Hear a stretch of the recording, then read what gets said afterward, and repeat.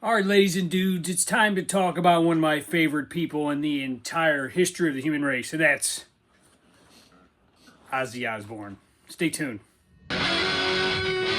What's up, YouTube? It's this guy, Jeremy McDonald. Let me hear you say it. One of your very favorite people with Parkinson's. Of course, it's Jeremy, also known as J Mac, Jeremy Mac. Let's do this thing.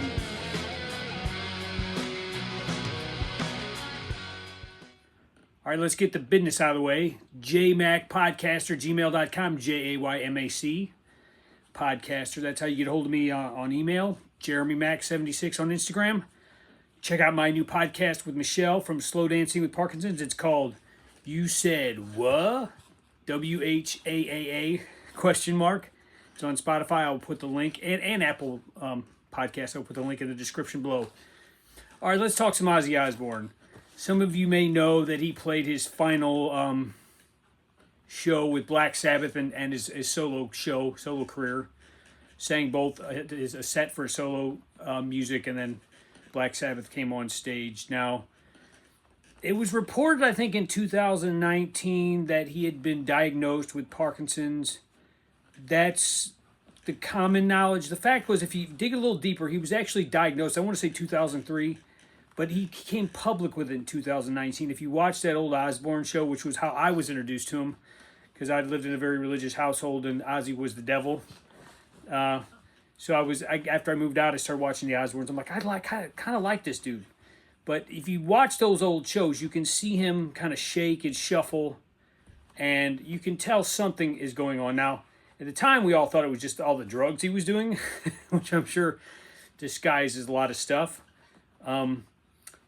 But yeah, so he's been struggling with Parkinson's, and I followed him pretty closely. He had a podcast for a while with his family, and you could tell at the end he was really having a hard time doing it.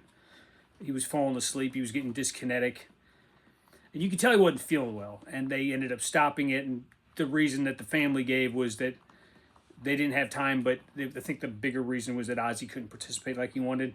So he actually fell, I believe, he fell some time ago and dislodged some things that were, like, he had corrective surgery on his neck for an ATV accident. Well, apparently he cracked that all up. So he had like 4 or 5 surgeries to try to correct that.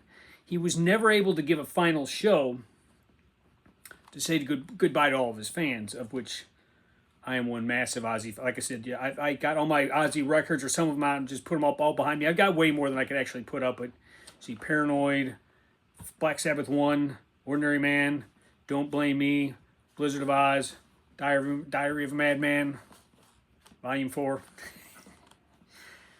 So, I mean, as a musician myself, my last show was very unceremonious. We played this place where everybody was pouting. There were flies in the bathroom, and then the drummer was like, I'm out.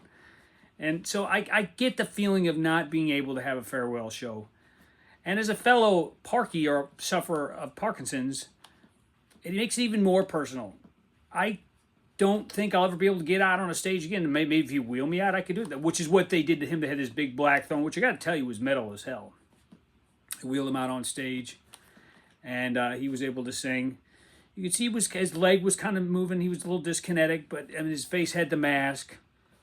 But for what it's worth, he still had a lot of power in his lungs. Now, when he sang, oh God, when he sang "Mama, I'm Coming Home," he was crying the whole time. Brutal. It's just, the man's just all emotion. And anybody who thinks he's satanic or the devil has not done the least bit of research into this man. He's a tormented guy. I mean, his music, you listen to his music, he talks about some of the struggles, the mental health struggles he had. Diary of a Madman? I mean, yeah, it's kind of autobiographical, actually.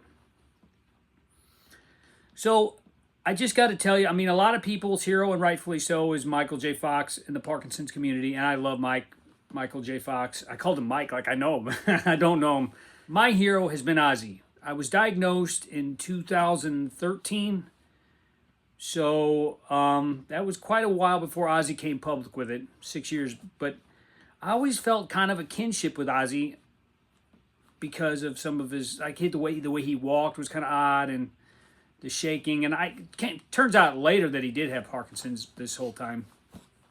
But he's been the kind of one, as a singer, you know, I have a lot of I feel like I still have a lot of singing left to do. I don't know where I'm going to do that or what venue or how I'm going to record it. But I know that feeling in one tiny, tiny, tiny sliver of the lure of the stage and the adrenaline, the dopamine rush that you get when you go out on stage. You know, when I was in a packed house, packed bar, maybe set 2 or set 3 later in the night, and we would get up.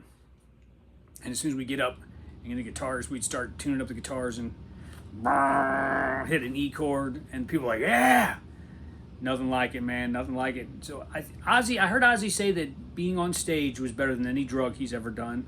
He said it's better than sex, which I don't know about that, but I'll just take his word for it. I guess he would know he's had way more sex than I have. So it was his last performance ever. He may do some work in the studio, but just to watch that guy struggle. In fact, it was touching at the end. He's trying to stand up in his throne. He's getting so wound up. He's trying to stand up. I know that feeling. I know that feeling of being just completely overwhelmed with emotion and adrenaline and wanting to do something that your body won't let you do.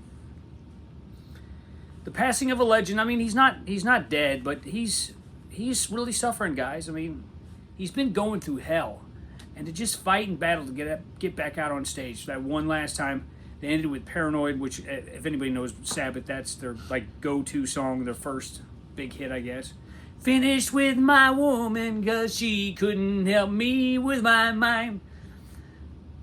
Yeah, the only song that we ever, of Sabbath, we'd actually, when I played in the band, we covered Crazy Train and War Pigs. And let me tell you, War Pigs is difficult to sing, the high note, but I managed to do it, and I think I sounded pretty damn good when I did it. The crowd would go crazy. I can't even imagine being there for Ozzy doing it. Just kind of think about that this week as maybe you're going about your day, or maybe you turn on the radio, maybe you hear an Ozzy song. Think of me, think of Ozzy, another soldier fighting to enjoy every day. And also we can thank Ozzy for the exposing more people to the disease and explaining it, kind of like giving people a face to the disease. That's what Michael J. Fox has done so good. He's given people a face to the disease. All right, I don't have a movie selection this week. I guess if there's one I could recommend, I would just anything with Ozzy. Just turn on anything with Ozzy. Any movie, any record, any CD. Go to Spotify, Apple Music. Just play some Ozzy. For me. Peace and love. From the Ozzy-filled bunker here in St. Louis, Missouri.